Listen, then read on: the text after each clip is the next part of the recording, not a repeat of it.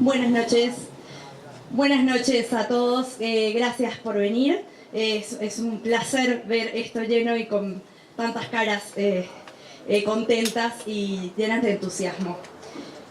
Bueno, antes de arrancar con mi enunciado, me resulta de orden agradecer al diputado Ope Pasquet por brindarme la oportunidad de contarles a ustedes brevemente, ya que es imposible condensar en tan pocos minutos tantos años y años de dolor, el estado que se encuentra Venezuela hoy.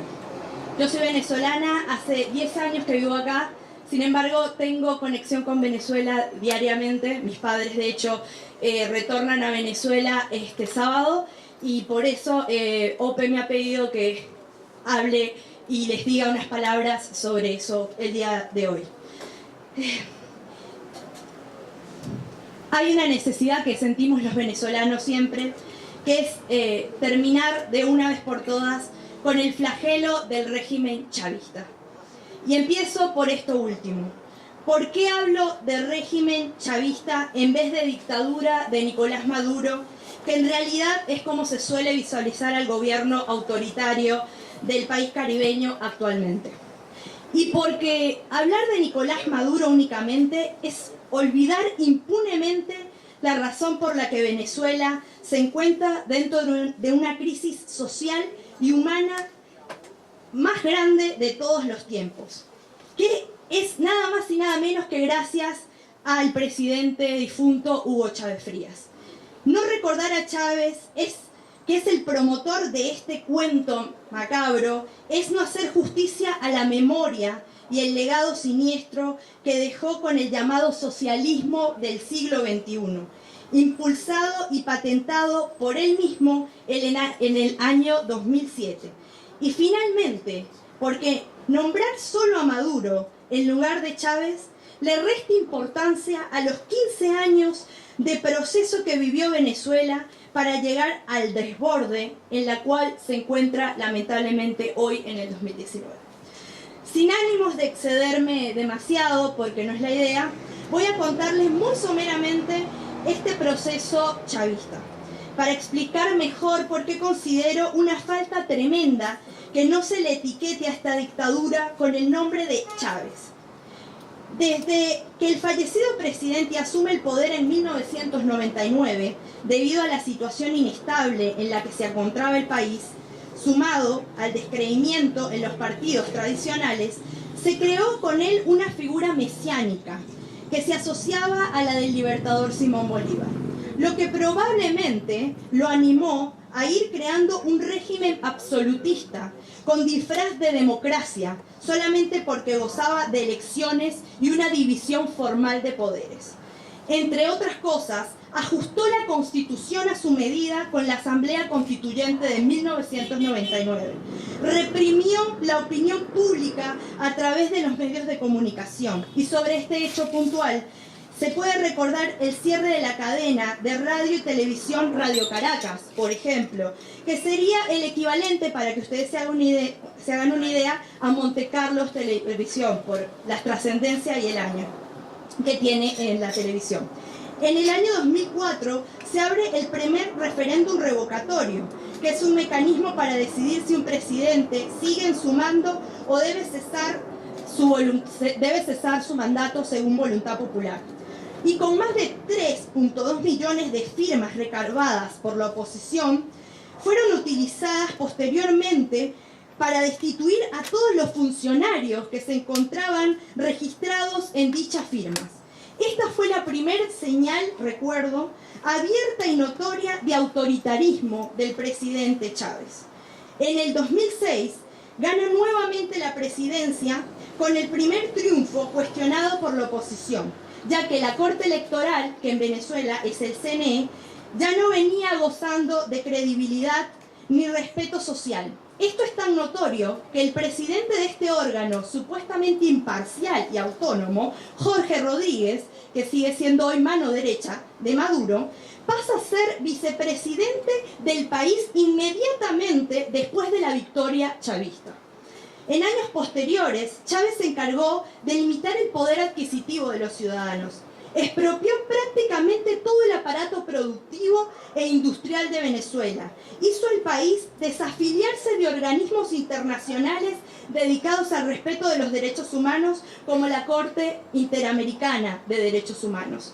Despilfarró grandes cantidades de dinero con la creación de UNASUR, porque decía que la OEA era del imperialismo.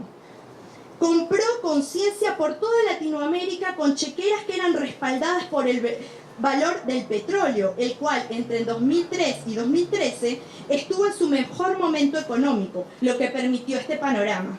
Sin embargo, mientras el petróleo sostenía el amiguismo político internacional, el país se volvía más dependiente de él, terminando por colapsar otros tipos de instrumentos productivos.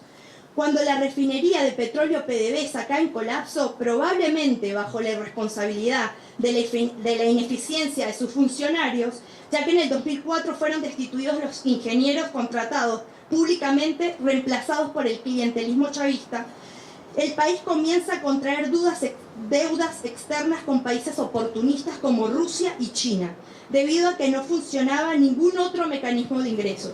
El turismo estaba deshecho, la producción textil ya no existía, ni la agricultura, y prácticamente pasamos a depender solo del petróleo. La moneda local, el bolívar, dejó de producir y se vino a pique, y su pérdida de valor se precipitó a tal punto que un salario mínimo no permite comprar un pollo, porque el salario mínimo son 14.000 bolívares soberanos y un pollo vale 16.000 bolívares soberanos. Además de destruir el aparato productivo, la seguridad, los servicios sanitarios, de comprar las fuerzas armadas para que fueran leales al chavismo, hicieron algo aún más inhumano: dividieron familias, crearon un resentimiento social entre las personas, y en determinado punto de la historia todo se redujo a ser adepto al chavismo o a la oposición, estar a favor o en contra del gobierno. Nuestros patrimonios locales pasaron al olvido por la política y ya nadie habla ni de las novelas, ni de los concursos de belleza por los que éramos tan famosos, fiestas patrias, ni de la playa. La alegría del venezolano se perdió totalmente.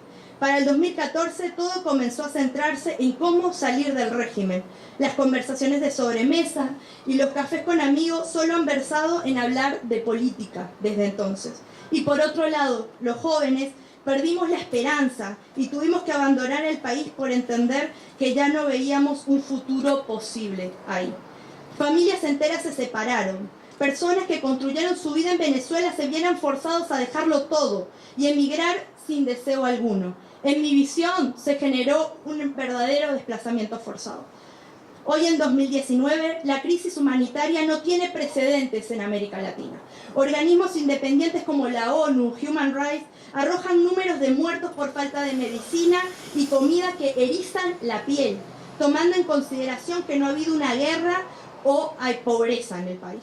Entonces, ¿Venezuela está en decadencia por Maduro? No, señores, no es por Maduro. Está destruido por 20 años de miseria y terror, por autoritarismo reiterado, violación sistemática de los derechos humanos, por acumulación de poder y control sobre las fuerzas militares.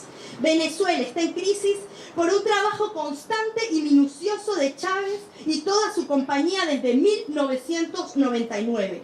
¿Y saben qué causa mayor temor? Que las generaciones posteriores a mí no conocen otra forma de hacer política. Piensan que eso es lo normal, porque se criaron con ese régimen y es lo único que han visto. Por eso, la militancia desde el exterior, de países hermanos como Uruguay, es tan necesaria y diría que hasta esencial para que Venezuela pueda salir de esta pesadilla. Mi compromiso desde que arribé a Uruguay ha sido ese, y lo seguirá siendo hasta que vea a Venezuela libre nuevamente. Es por este motivo que elegí con convicción ser parte del Partido Colorado, porque encontré en esta institución un pilar de fortaleza, entre sus premisas de respeto a un Estado de Derecho, a las instituciones democráticas, hacia la soberanía, las leyes y los derechos humanos. Porque el Partido Colorado, y más concretamente la visión de Valle y Ordóñez, es reflejo y ejemplo de lo que cualquier país debería promover para sus ciudadanos. Mirada visionaria, progreso y respeto institucional. Creo que Uruguay... Gracias. Creo que Uruguay no sería lo que es hoy, con sus luces y sombras, si no hubiera sido por la construcción que el partido supuso para la Republicana del Uruguay. Y no titubeo al decir que mucho de su accionar para ayudar a Venezuela tiene que ver con sus principios, por ser un hombre de derecho y creyente en el Estado al servicio de las personas y no las personas al servicio del Estado. Finalmente, para cerrar esta misiva, mi especial agradecimiento a nuestro precandidato y diría con firmeza nuestro futuro candidato al Partido Colorado, Ernesto Talvi, por alzar su voz contra la dictadura en Venezuela y dedicarle gran parte de su campaña a concientizar sobre la liberación de mi pueblo. Se necesitan más personas como él, comprometidos con el cambio, motivados por reconstruir la creencia en las instituciones democráticas, decididos a dejar la comodidad de su hogar para salir a la calle a combatir contra la antipatía y la desacreditación de los partidos políticos. Ernesto me ha vuelto a la esperanza de encontrar un rumbo innovador, no solo para el Partido Colorado, sino para el país. Como venezolana y como ciudadana uruguaya también, siento que bajo sus propuestas ha abierto de forma real la posibilidad de volver a ser grandes, de volver a brillar y no lo menos importante, de ser ejemplo para el resto de América Latina en republicanismo y justicia social una vez más.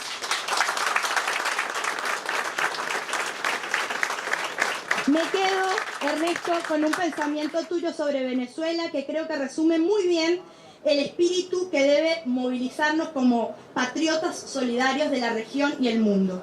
Cito: no reconocer que Venezuela es una dictadura y mirar al costado frente a la violación sistemática de los derechos humanos es ser cómplice de esos crímenes. Somos firmantes de la Declaración Universal de Derechos Humanos. Implica denunciar con voz fuerte y clara a criminales estén donde estén. Y yo agrego que eso implica sin ideologías ni amiguismos. Gritar fuerte contra la tiranía y abrazar la libertad. Arriba Ernesto y Ope, porque siempre sigan inspirándonos en el futuro.